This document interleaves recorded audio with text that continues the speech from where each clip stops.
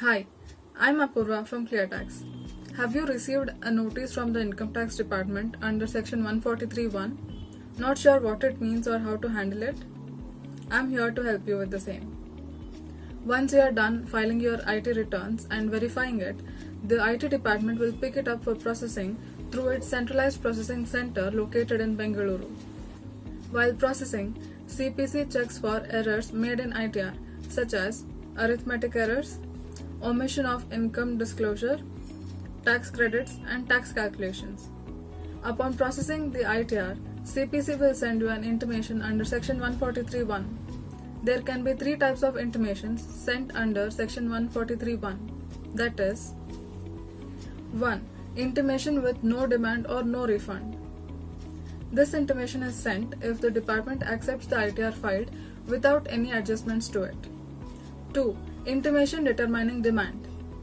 This is issued in case of adjustments made under Section 143(1) due to discrepancies found and tax liabilities is arrived at. 3. Intimation determining refund.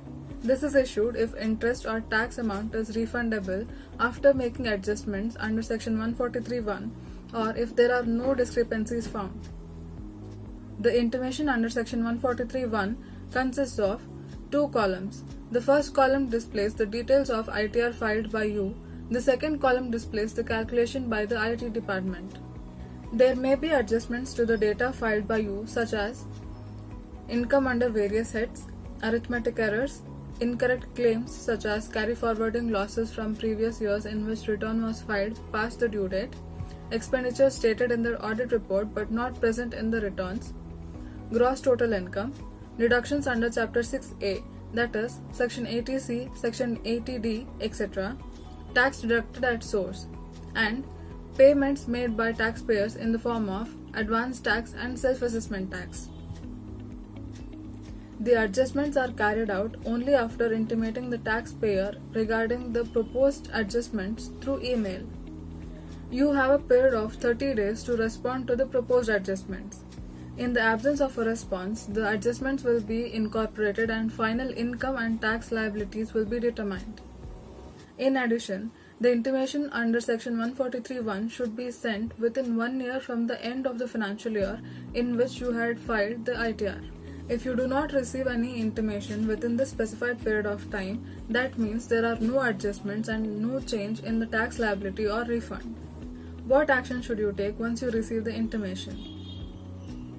First of all, check the name, permanent account number, address, assessment year for which the intimation has been sent, and e-filing acknowledgement number.